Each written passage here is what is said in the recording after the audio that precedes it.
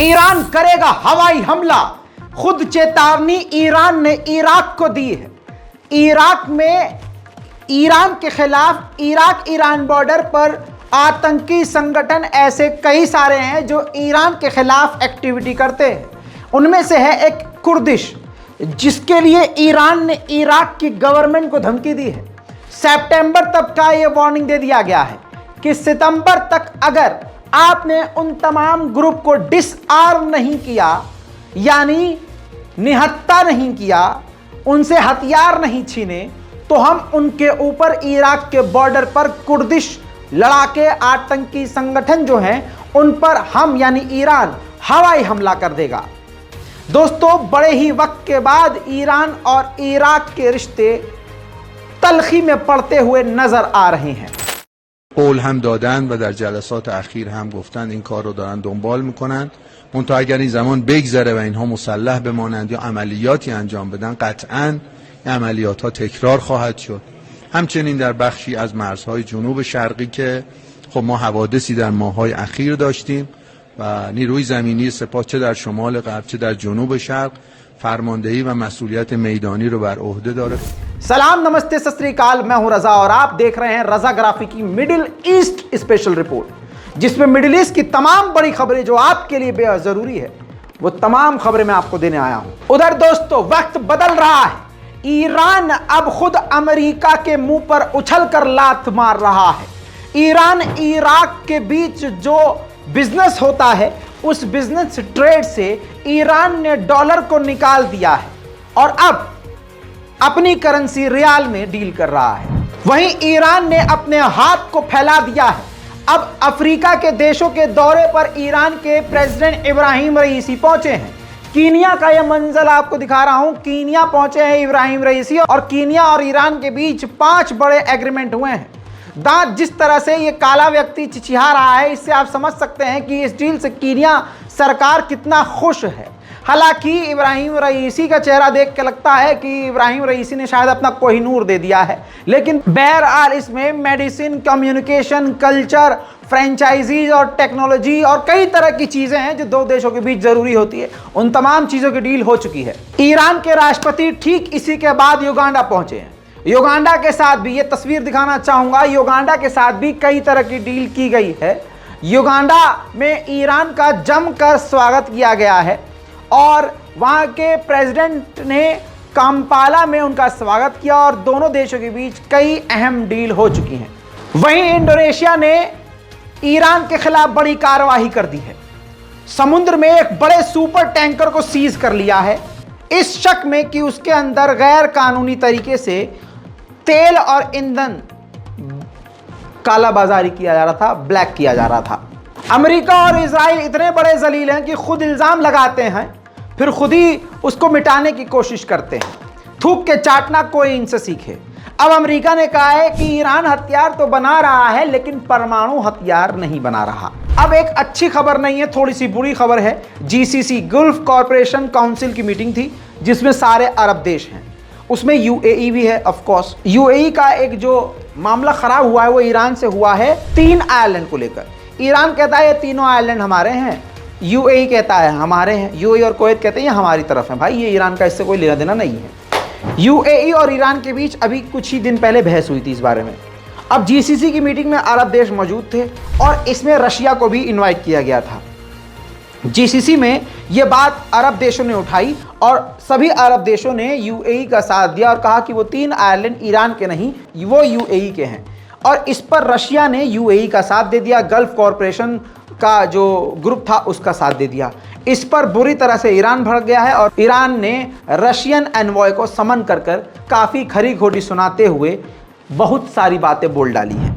Iran के बेहतरीन और काफ़ी बड़े जाने माने पोर्ट बंदर अब्बास के पोर्ट पर एक ऑयल रिफाइनरी है, वहाँ धमाका हो गया। नहीं पता कि धमाका कैसे हुआ, लेकिन उस धमाके में 9 लोग बुरी तरह से घायल हुए और विजुअल तो मैं आपको दिखाऊंगा ही।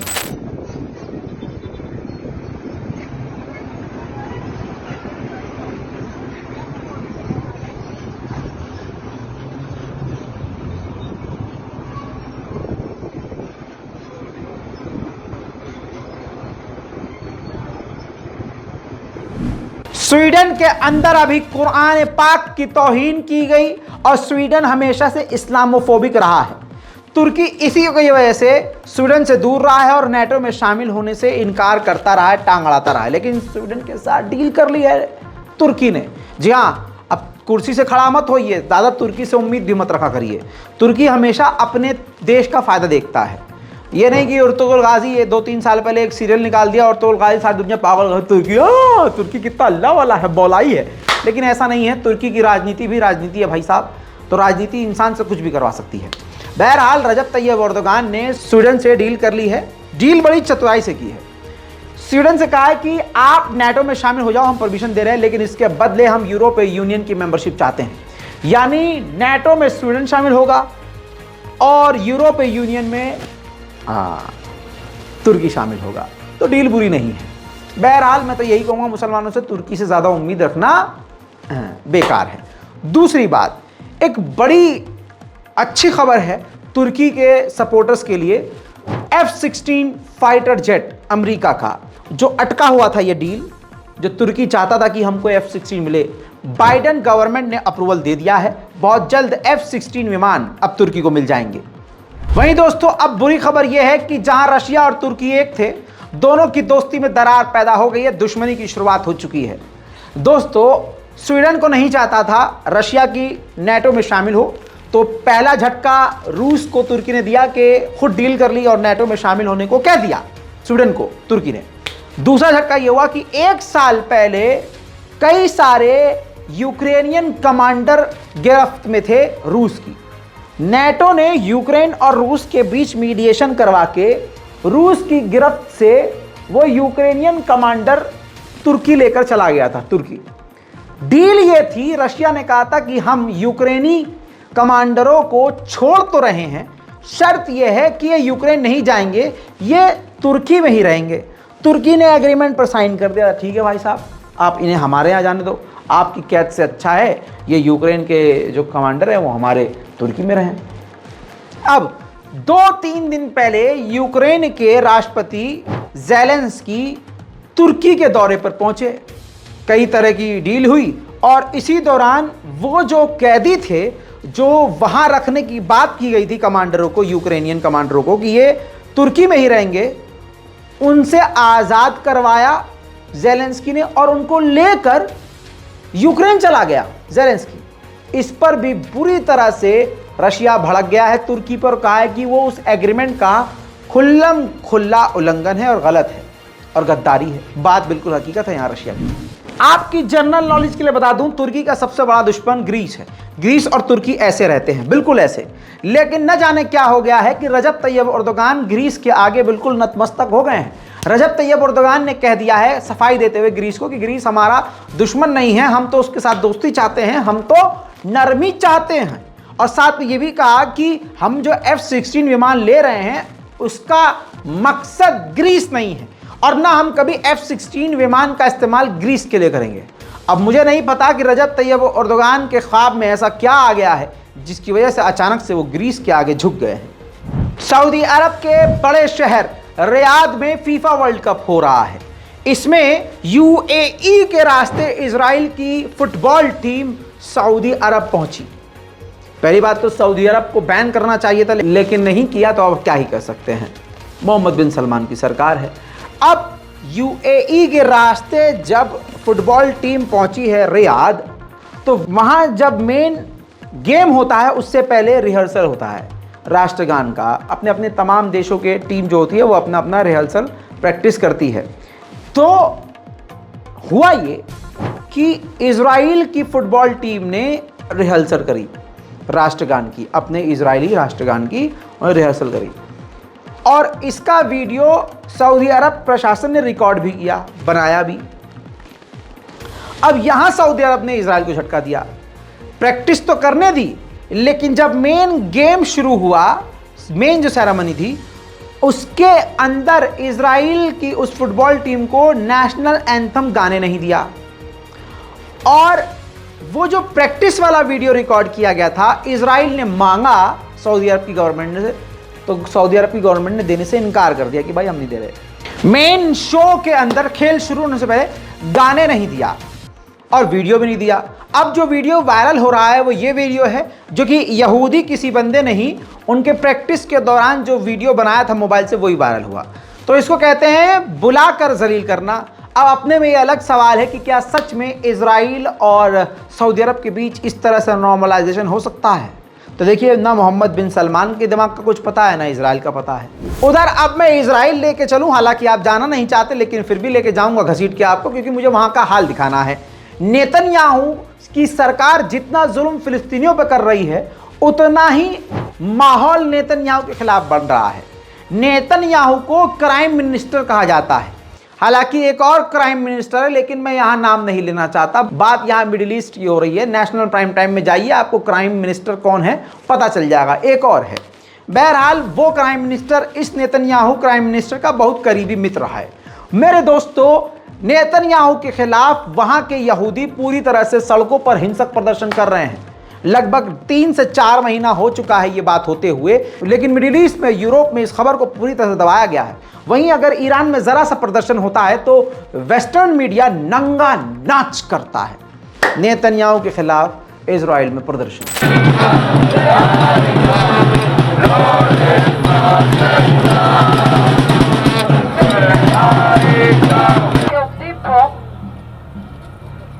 אנחנו, העם הזה, הוא הריבון של מדינת ישראל. לא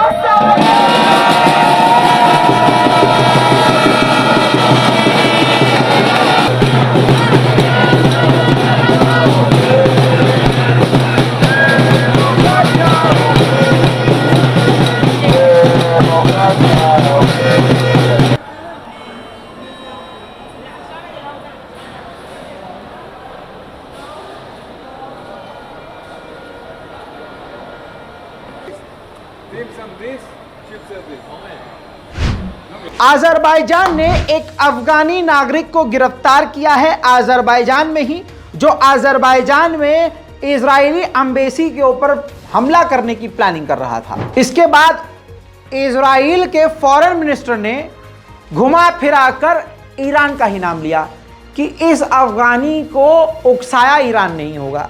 बताइए, मतलब इजराइल में कोई कुत्ता भी मरे तो इल्जाम ईरान पर लगेगा। Just a few days ago, it was revealed that the terrorist cell sent and financed by the Iranian regime tried to carry out a terror attack on the Israeli embassy in Azerbaijan. This is the true face of the Iranian terrorism, and the international community should take the necessary steps in order to stop the Iranian Israel के border पर Hezbollah के 3 लड़ाके आपकी screen पर देखिए, fencing जो तार लगी होती है उससे कुछ छेड़छाड़ कर रहे थे, तो इजराइल की मिलिट्री ने हमला कर दिया, जिसमें वो 3 हिजबुल्लाह के लड़ाके घायल हो गए। इसके बाद हिजबुल्लाह ने खुली धमकी दे दी कि अगर हमारे लड़ाकों और हमारे टैंकों के साथ, जो कि इजराइल की जमीन पर है, उसके साथ छेड़छाड़ करी तो हमने अपने लड़ाकुओं को, हिजबुल्लाह के तमाम लड़ाकुओं को खुली छूट दे दी है, जो करना हो करो इजराइल के साथ। धमकी बड़ी है। उधर ईरान के खिलाफ अमेरिका और इजराइल मिलिट्री एक्सरसाइज शुरू करने वाले हैं। इजराइल ने जनीन में कत्लेआम किया, जिसके बाद महमूद अब्बास लंबे समय के बाद वहां खुद पहुंचे। फिलिस्तीन अथॉरिटी के प्रधानमंत्री महमूद अब्बास वहां गए, शहीदों को श्रद्धांजलि दी, उनके परिवार वालों से मिले, और इसके बाद वहां लाखों की भीड़ इकट्ठी हुई, जो तस्वीर में आप देख रहे हैं। इतना ही नहीं, इस्लामिक जिहाद के समर्थन में महमूद अब्बास के मुंह पर ही फिलिस्तीनियों ने जमकर नारेबाजी की।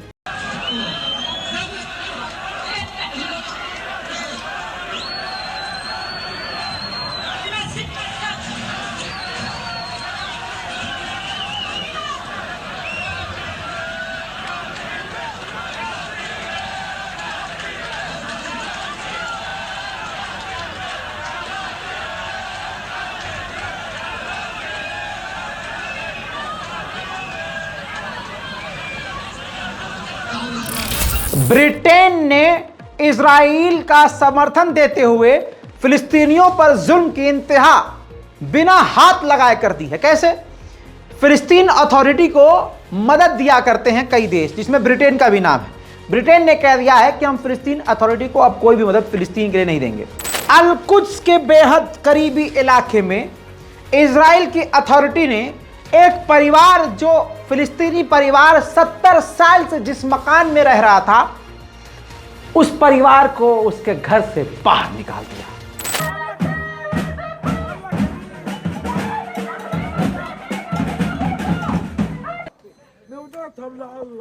نوديتكم لله وسكيتكم لله سكيتكم لإله للي أكبر منكم ومن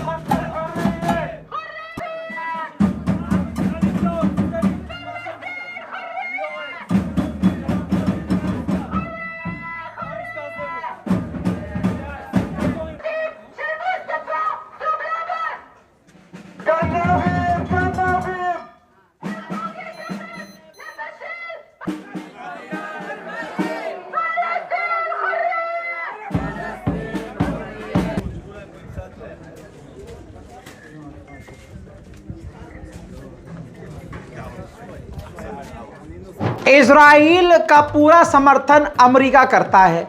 CNN को इंटरव्यू देते हुए बाइडेन ने अपने गंदे मुंह से यह तक कह दिया कि, अच्छा गंदा मुंह माइंड मत करना यार, जब भी मैं बाइडेन का मुंह देखता हूँ ऐसा लगता है कि जो छिला हुआ मुर्गा होता है कच्चा, जब घसीट देते हैं सारा पर, तो ऐसा। हाँ बहरहाल मेरे दोस्तों आगे बढ़ते हैं। CNN को इंटरव्यू देते हुए बाइडेन ने कहा है कि फिलिस्तीन अथॉरिटी अपनी ताकत खो चुकी है। फिलिस्तीन अथॉरिटी ने जो हथियारबंद फिलिस्तीनी हैं उनके लिए उस इलाके को छोड़ दिया है, जो कि खुद फिलिस्तीनियों के लिए भी खतरा है, इजराइल के लिए खतरा है और फिलिस्तीन अथॉरिटी के लिए भी खतरा है। देखिए, fact that the Palestinian Authority has lost its credibility, not necessarily because of what Israel's done, just because it's just lost its credibility, number one. And number two, created a vacuum for extremism among the Palestinians. The PLA, there's some very extreme elements. So it's not all Israel now in the West Bank, all Israel's problem, but they are part of the problem. जैसे आप तस्वीर यहाँ भारत में भी देख रहे हैं कि हिंदू संगठन मुसलमानों को उकसाने का काम करते हैं, ये वहीं से सीखते हैं, यहूदियों से। अब मैं यहूदियों को दिखाता हूँ। शेख जर्रा फिलिस्तीन के इलाके में माइक में फिलिस्तीनियों को गाली दी जा रही है, उकसाया जा रहा है। देखिए यहूदियों के द्वारा।